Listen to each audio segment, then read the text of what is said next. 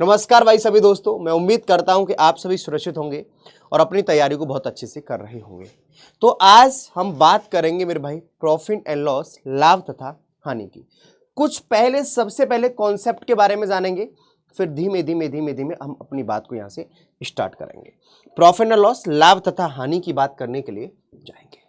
तुम्हारे दिमाग में सबसे पहले एक चीज आती होगी कि सर आखिरकार यहाँ पर क्या क्या होता है। तो जिस चीज पर कोई वस्तु खरीदी जाती है उसको हम सीपी बोलते हैं। मतलब सीपी जहां पर मैं लिख रहा हूंगा वो किसको दर्शा रहा है? वो कॉस्ट प्राइस को। किसको मेरे भाई? Cost price. इस कॉस्ट प्राइस का मतलब क्या होता है? हमारे पास क्रय मूल्य, जिस पर जो वस्तु खरीदी जाती है जिस मूल्य पर, वो क्या होता है? क्रय मूल्य। जिस मूल्य पर जो वस्तु बेची जाती है वो एसपी मतलब सेलिंग प्राइस। जहां मैं एसपी लिखूंगा वो किसको दर्शाएगा मेरे भाई? सेलिंग प्राइस को दर्शाएगा। किसको दर्शाएगा? Selling price. मतलब मेरे पास विक्रय मूल्य। मतलब मेरे पास क्या है मेरे भाई? विक्रय मूल्य। अच्छा सर, लाभ या हानि क्या होता है? सर लाभ या हानि क्या होता है? मानो मैंने ये मोबाइल 15,000 रुपए का खरीदा और कितने का बेच दिया? 18,000 रुपए का बेच दिया। मैंने 15,000 रुपए का खरीदा और 18,000 रुपए का बेच दिया। इसका मतलब मुझे लाभ हुआ ना। मतलब क्रय मूल्य से ज्यादा विक्रय मूल्य हुआ। मतलब कम का खरीदा, ज्यादा का बेचा। तो लाभ कब होता है मुझे मेरे भाई? कि जब कोई चीज ज्यादा की बेची और कम की खरीदी। तो लाभ बराबर होता है मेरे भाई विक्रय मूल्य माइनस के मेरे भाई क्रय मूल्य। जब मुझे लाभ हो रहा है मेरे भाई विक्रय मूल्य माइनस के क्रय मूल्य। तो प्रॉफिट बराबर लाभ कब हो रहा है? प्रॉफिट बराबर एसपी माइनस के सीपी। कोई भी चीज मेरे भाई मैंने कम की खरीदी, ज्यादा की बेच दी। अच्छा, मुझे हानि कब होगी? मुझे लॉस कब होगा? कि जब कोई मैंने ये मोबाइल 60,000 रुपए का खरीदा और मुझे लगा कि यार मेरे को ना दूसरा मोबाइल चेंज करना है तुरंत, मैंने इसको 50,000 का बेच दिया। तो मुझे क्या हुआ? लॉस हुआ ना भाई। मैंने 60,000 का खरीदा, 50,000 का बेचा, तो मुझे क्या हुआ? लॉस हुआ ना मेरे भाई। तो इसका मतलब हानि बराबर क्या होता है? क्रय मूल्य माइनस के विक्रय मूल्य। तो हानि बराबर क्या होता है? क्रय मूल्य माइनस के विक्रय मूल्य। यही तो होता है मेरे भाई। तो ये हमारे पास हानि बराबर क्या होता है? क्रय मूल्य माइनस के विक्रय मूल्य। लॉस बराबर सीपी माइनस के एसपी। जब कोई भी चीज कम की बेची जाती है तो मुझे हानि होगी, कम की खरीदी जाती है तो मुझे लाभ होगा। यहां पर यह होता है कि सर लाभ परसेंटेज या हानि परसेंटेज, प्रॉफिट परसेंटेज या लॉस परसेंटेज, ऑलवेज हम सीपी पर निकालते हैं, हमेशा क्रय मूल्य पर। प्रॉफिट परसेंटेज या मेरे भाई हमारे पास लॉस परसेंटेज हमेशा हम किस पे निकालते हैं? सीपी मतलब हम कॉस्ट प्राइस पे निकालते हैं। किस पे निकालते हैं? हम कॉस्ट प्राइस पे निकालते हैं। लाभ परसेंटेज या मेरे भाई हानि परसेंटेज किस पे निकालते हैं? हम क्रय मूल्य पर निकालते हैं। किस पे निकालते हैं? क्रय मूल्य पर निकालते हैं। ये बात अच्छे से ध्यान में रखना। प्रॉफिट परसेंटेज या लॉस परसेंटेज हम मेरे भाई लाभ परसेंटेज या हानि परसेंटेज किस पे निकालते हैं? सीपी पर, मतलब क्रय मूल्य पर। चलो क्वेश्चन की तरफ से हम एक एक चीज बिल्कुल आराम से देखेंगे। एक स्याही की दवात की लागत मूल्य तथा विक्रय मूल्य 20:21 है, तो उसका लाभ प्रतिशत ज्ञात कीजिएगा, प्रॉफिट परसेंट ज्ञात कीजिएगा। The ratio of the CP and SP of an import is 20:21, what is the gain percent? अच्छा, एक स्याही की दवात के लागत मूल्य मतलब उसका कॉस्ट प्राइस कितना है? मैंने कोई भी चीज कितने रुपए की खरीदी? 20 रुपए की खरीदी और उसका सेलिंग प्राइस में बेच कितने रुपए की रहा हूं? 21 रुपए की बेच रहा हूं मेरे भाई। कोई भी चीज 20 की खरीदी, 21 की मैंने बेच दी, तो कितने का लाभ हो रहा है? तो बात कहेंगे सर हमारे पास 20 की खरीद के 21 का बेच रहे हैं तो 1 का लाभ हो रहा है। हमेशा लाभ परसेंटेज या हानि परसेंटेज किस पर निकालते हैं? सीपी पर, कॉस्ट प्राइस पर। तो सीपी कितना है मेरे भाई? 20 और परसेंटेज निकालेंगे मल्टीप्लाई 100, तो आप कहेंगे सर 25 दिस इज 100, तो 20 पंजे 100, तो 5% का लाभ होगा। ऑप्शन ए बिल्कुल सही सही आंसर आ जाएगा। ऑप्शन ए बिल्कुल सही से आंसर आ जाएगा। लाभ या हानि हमेशा हम किस पर निकालते हैं मेरे भाई? सीपी पर निकालते हैं। क्वेश्चन पढ़ो, ये क्या कह रहा है? यदि किसी हाथी का विक्रय मूल्य उसके लागत मूल्य का 8/5 गुना है, 8/5 गुना है मेरे भाई, तो प्रतिशत लाभ ज्ञात कीजिएगा, प्रॉफिट परसेंटेज ज्ञात कीजिएगा।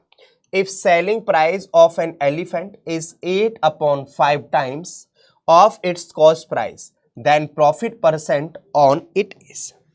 अच्छा, ये क्या कह रहा है कि यदि किसी हाथी का विक्रय मूल्य उसके लागत मूल्य का, उसके किसका मेरे भाई? उसके लागत मूल्य का, दिस इज कॉस्ट प्राइस के। जो कंफर्मेशन होता है वो डिनोमिनेटर वाला होता है मेरे दोस्त, वो हर वाला होता है। यदि किसी हाथी का विक्रय मूल्य उसके लागत मूल्य का, लागत मूल्य मतलब ये मेरे पास सीपी है मेरे भाई, और ये हमारे पास क्या कह रहा है? This is SP. तो कह दिया ना, यदि किसी हाथी का विक्रय मूल्य उसके लागत मूल्य का, मतलब सीपी की बात कर रहा है, मतलब कॉस्ट प्राइस की। तो कोई भी चीज हमने 5 की खरीदी, 8 की बेच दी, तो भाई यही तो कह रहा है सीपी मतलब ये हमारे पास क्रय मूल्य है, और ये हमारे पास क्या है? एसपी मेरे भाई विक्रय मूल्य। ये क्या है हमारे पास मेरे भाई? विक्रय मूल्य। तो कोई चीज 5 की खरीदी, 8 की बेच दी, तो 3 का लाभ कितने से मेरे भाई? 5 से।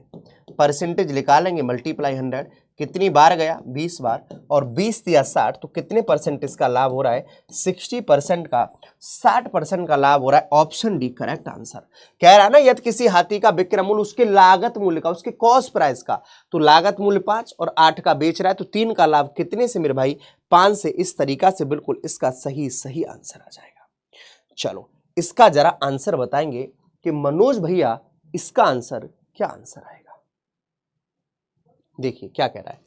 यदि एक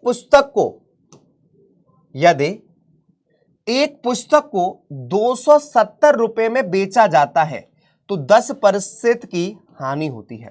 कितने परसेंट की हानि होती है? 10% की हानि होती है।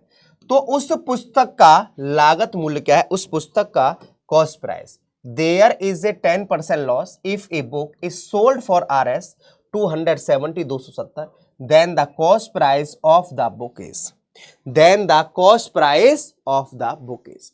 यदि एक पुस्तक को 270 रुपए में बेचा जाता है तो 10% की हानि होती है। सबसे मेरे भाई पहला काम क्या है?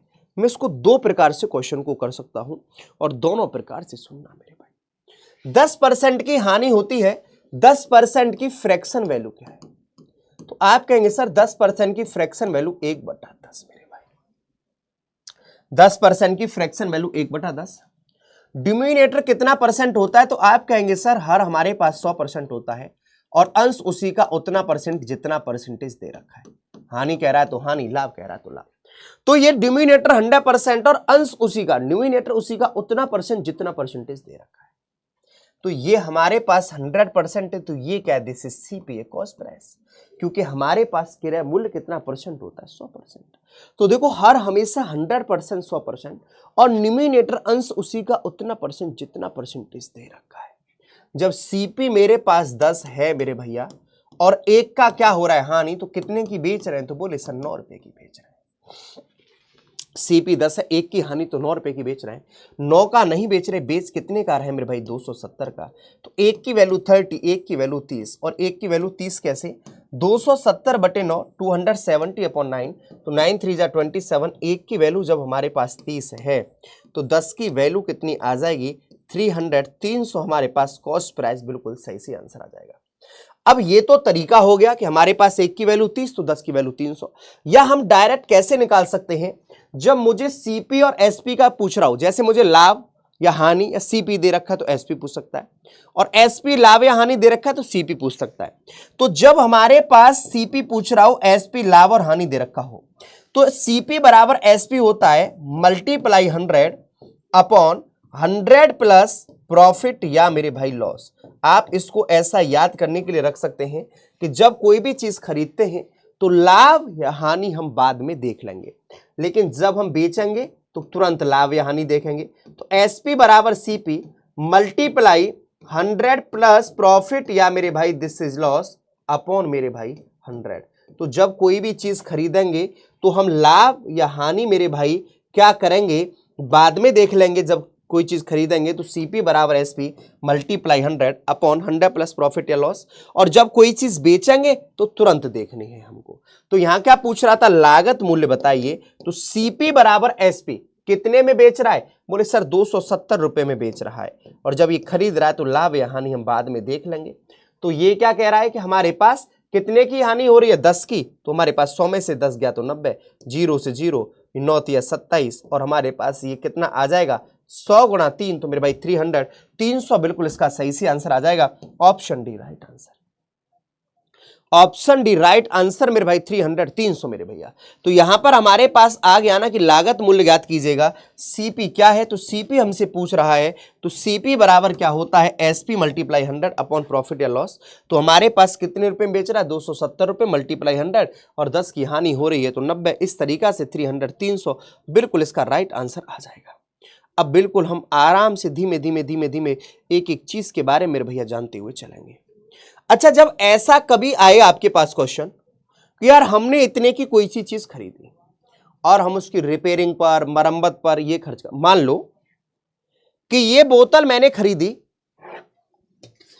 8 रुपए की और इसमें ढक्कन नहीं है यार, मैंने ढक्कन खरीदा अलग से 2 रुपए का है, तो मुझे कै रुपए की बोतल पड़ी है रियलिटी। भाई मैंने बोतल 8 रुपए की खरीदी है, लेकिन मेरे पास इसका ढक्कन नहीं है, तो इसका मैंने ढक्कन ये अलग से मेरे भैया मैंने 2 रुपए का खरीदा है, तो मैं टोटल मुझे 10 रुपए की पड़ी ना भाई। जो मैं 2 रुपए का ये अलग से मैंने जो ये ढक्कन खरीदा है, ये भी तो इसमें लगेगा ना कि यार मेरे को टोटल कितने रुपए की पड़ रही है।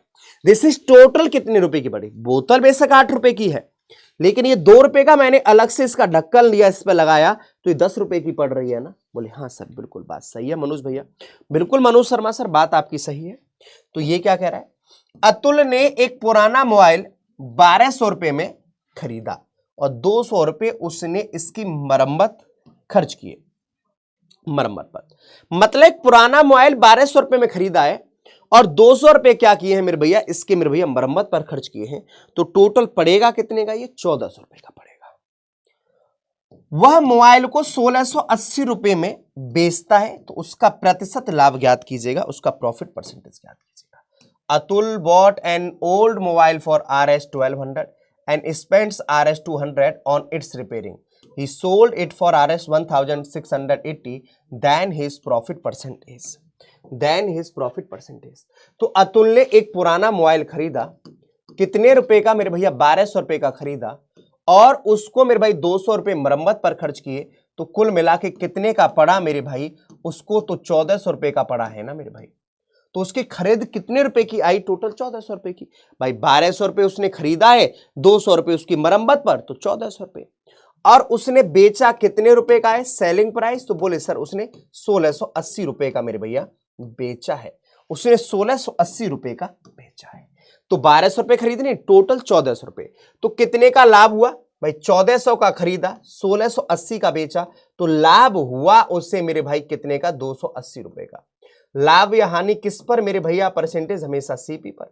CP कितना है 1400, परसेंटेज निकालेंगे मल्टीप्लाई 100, तो ये क्या आ जाएगा, 00 से 00 कैंसिल आउट, और 14 दूनी 28, तो हमारे पास कितने परसेंटेज का लाभ, तो आप कहेंगे मनोज भैया 20% इसका लाभ हो रहा है। Option A correct answer, option A हमारे पास बिल्कुल इसका सही आंसर आ जाएगा। तो कितने का लाभ हो रहा है हमारे पास, तो बोले सर हमारे पास 20% का। तो इस तरीका से बिल्कुल हम आराम से निकाल सकते हैं। सेम क्वेश्चन है, जरा इसका आंसर बताइए। एक खुदरा विक्रेता 225 रुपए में एक घड़ी खरीदता है और घड़ी पर उसका अतिरिक्त खर्च 15 रुपए है, मतलब एक्स्ट्रा जो खर्च कर रहा है वो कितने रुपए, 15 रुपए। वह घड़ी को 300 रुपए में बेचता है, उसका प्रतिशत लाभ ज्ञात कीजिएगा, उसका मेरे भैया profit percentage. A retailer buys a water for Rs 225 and his overhead expense are 15. He sells the watch for Rs 300. The profit percent of the retailer is मेरे भाई।